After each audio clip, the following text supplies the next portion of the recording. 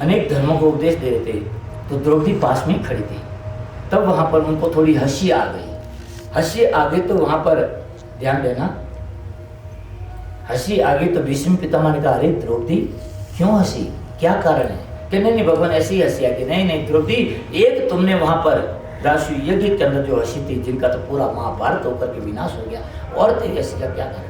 तो वहां पर कहा, भगवान अब अंतिम समय आपको कष्ट तो नहीं देना चाहती, परंतु आप पूछ रहे तो बता रहे कि जिस समय चीरहरण हो रहा था मेरा द्वित सभा के अंदर, जो अभी आप ये नाना प्रकार के धर्मों का उपदेश दे रहे थे, ये आपका उपदेश उस समय कहाँ गया?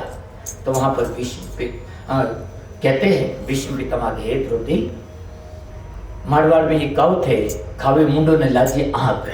हे द्रौपदी, उस समय मेरे शरीर के अंदर दुष्ट दुर्योधन के अन्न का रक्त था, इसलिए मैं कुछ बोल नहीं पाया।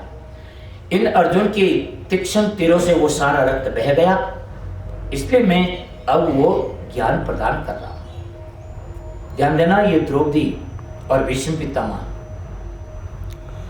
यहां पर एक अंतर कथा आती है महाभारत के अंदर कि जब 7 दिन तक युद्ध चला और रोज एक दुर्योधन का भाई मर रहा था, तो एक दिन दुर्योधन शाम के समय गया भीष्म पितामह, क्योंकि भीष्म पितामह के नेतृत्व में सेना लड़ रही थी, जाकर कहा, मुंह लटका हुआ उतरा हुआ। तो भीष्म पितामह ने कहा, अरे दुर्योधन, इस तरह से मुंह लटका कर उदास कैसे खड़ा है? कहता, भगवान क्या करूं भीष्म पितामह, रोज मेरा एक भाई मरना है, भले हम संख्या में 100 हैं, पांडव 5 हैं, इस तरह से सारे मेरे भाई मर जाएंगे तो फिर मेरे राज्य ये किस काम का? तो भीष्म पितामह ने कहा कि कल मैं एक पांडव को मारूंगा। जो भीष्म पितामह ने प्रण किया, प्रतिज्ञा की, तो दोनों सेनाओं में, कौरव और पांडवों में ये बात फैल गई। जो पांडव की तरफ ये बात आई तो पांडव एकदम उदास हो गए। उन्होंने कहा, भीष्म पितामह ने प्रतिज्ञा की तो इसको कोई टाल नहीं सकता। वहां पर भगवान कृष्ण पांडवों को समझाते, भाई तुम रात्रि हैं, तुम भोजन करो, विश्राम करो, सुबह देखेंगे, परंतु जिनके सिर पर यदि मौत घूम रही हो, क्या उनको भोजन, पानी, निंद्रा आती है? सारी रात भगवान कृष्ण उन पांडवों को समझाते रहे। आखिर जब सुबह की प्रातःकाल ब्रह्म मुहूर्त का समय हुआ, भगवान कृष्ण का अब इनको समझाने से कोई फायदा नहीं, भगवान कृष्ण सीधे द्रौपदी के भवन में गए, द्रौपदी के शिविर में गए। शिविर था उसमें, शिविर में गए तो द्रौपदी को नींद आ रही थी, जाकर के वहां खटखटाया। द्रौपदी आंख मसलती हुई आई, कहा, अरे भगवान आप क्या? हाँ भगवान, मेरे को तो नींद आ रही है और आप इस समय पधारे।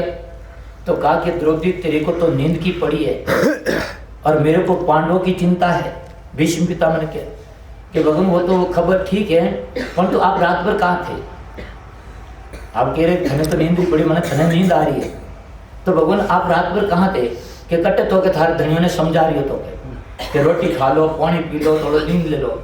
कि जब भगवान आप मेरे पतियों की चिंता कर रहे थे तो फिर मेरे को किसकी चिंता है? इसलिए मैं हो रही थी। ध्यान देना, जो भगवान जिनकी चिंता करे वो द्रौपदी कहती, भगवान मेरे को और किसकी चिंता है? इस तरह से वहां पर कहा कि ये द्रौपदी, ये नर्मदा इतनी संकड़ी भी नहीं है कि जो इनको हम पार कर दे, आप तेरा भी सहयोग चाहिए। हाँ भाई, मतलब कैसे? ठीक है, ठीक है। हाँ बैठिए, मेरा दर्शन करना। हाँ तो गया घरे बैठा